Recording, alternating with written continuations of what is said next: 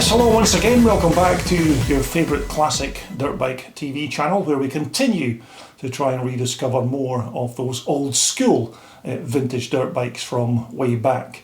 in the day. Now, this next machine that we're going to take a look at is another one of the nice classics that I came across at the 2023 Telford Classic Dirt Bike Show. Now, this is a quite rare machine that's just recently undergone a full restoration. So without any further delay, let's jump straight into that video and take a look at this 1979 G80 KTM 125 Enduro. Okay, so this next featured classic is another quality machine I came across at the 2023 Telford Classic Dirt Bike Show, and this 1979 KTM 125 GS80 Enduro bike had just recently undergone a full restoration. Now, at the time I grabbed these pictures and video clips, the bike was also being offered up for sale for over £4,000, but of course the bike may have a brand new owner by now, as this was filmed back in February of 2023. But basically, as I said, the bike has been fully dismantled, and then every part on the bike was inspected for wear and tear, and if the parts didn't pass muster on inspection, then it was replaced with a new old stock item. And in fact, many of the other parts that are used in this bike's renovation came from classic KTM parts supplier Andre Horvath at Enduro Classicer. So maybe the bike may not have all of its stock original parts that were fitted at the KTM factory in 1979, but it's still essentially a period correct bike from that year. And I have to say, whoever did all of the restoration work on this bike has without doubt made a lovely job of it, and it now looks almost factory fresh once again, and it would certainly make a fantastic little weekend fun bike if you wanted to take part in maybe a vintage enduro or scramble event. And in my opinion, this bike was being offered for sale at a very fair price. Now, as I remember back in the day, these were pretty decent little piston port two-stroke motors, and as you'd expect, this engine has also undergone a full strip down and rebuild during its reconstruction, and it's been refitted with a brand new cylinder liner,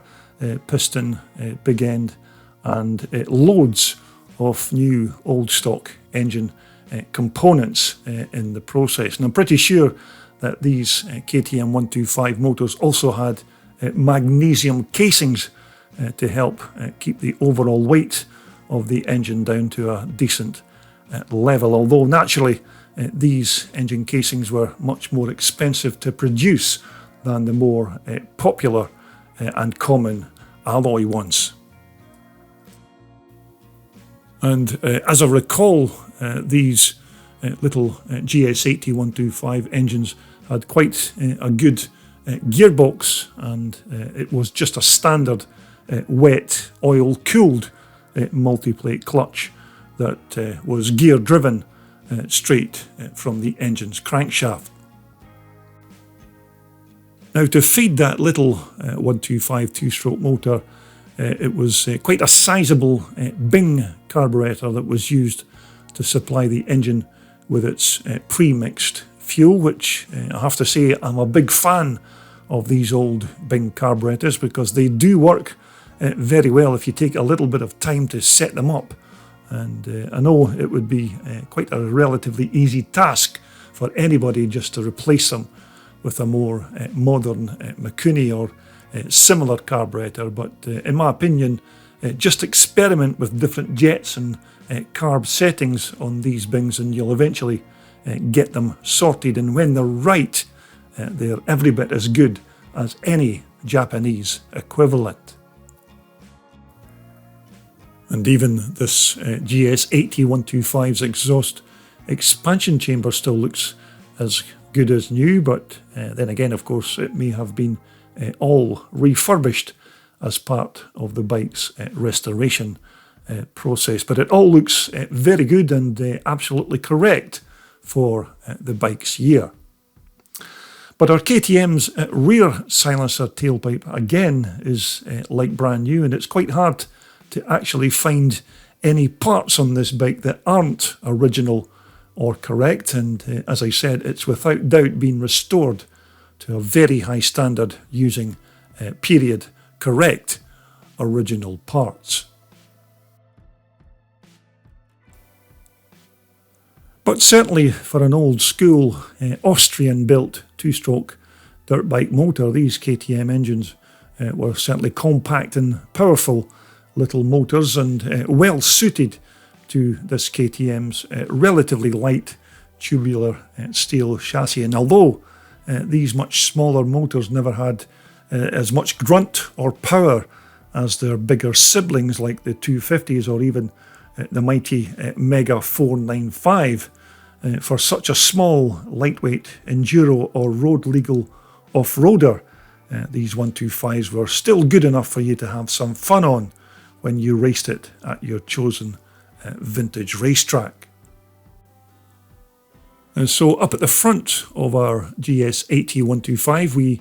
had a set of Marzocchi Italian-made triple clamps to naturally house what was also a pair of conventional Marzocchi forks. Now, even in 1979, KTM were making very good use of these Italian-made Marzocchi units, and during the late 1970s and early 1980s, these suspension units were used on many different other kinds of off-road bikes of their day, so they were certainly widely used and very popular for their period. And of course, as you'd expect, these forks weren't up to the same standard as we enjoy on our off-road bikes in this modern day, but for their time, these Italian-made Marzocchis certainly suited these smaller race bikes perfectly. And again, as you can see, old school drum brakes on our KTM, which were perfectly adequate to slow down this 125 machine, because it wasn't a heavy bike as you'd expect for a little 125, and it was quite easy enough to throw around a racetrack or even on the road if that was what you used the bike for. But it wouldn't be too long before KTM were then switching to more modern hydraulic disc brakes on all of their future models. Now, also at the back end of our GS80 125 we have a set of piggyback Italian Marzocchi suspension units, which again weren't the best rear shocks that you could fit onto a lightweight 125 off-roader, but then again there were worse suspension systems on the market that you could buy in the late 1970s. And having said that, these Marzocchi still did quite a decent job, mainly because this was such a light 125 and not one of its bigger open class brothers. Now, this rear sprocket and chain that's fitted onto our little KTM is probably the only two components that are not original on our bike, but then again you're not likely to still have the original chain and sprocket still fitted onto a dirt bike after 40 odd years on the racetrack. But as far as I'm aware, these are still all of the original wheels as well fitted onto our GS80, but again the front and this rear tyre are also brand new Metzler Enduro tyres. Now, I certainly was told on the day that this bike was fitted with a power dynamo and 12 volt ignition and a lighting system, so if you were ever caught out in the dark or maybe ended up in a bad weather situation, then the front and rear lights should be bright enough to show you the way. And again, these parts are all original and correct for 1979. Now, I'm not exactly sure as to how much premix fuel that this fuel tank held, but I'll wager it was more than enough to feed that small KTM 125 two-stroke motor on even the longest of Enduro events.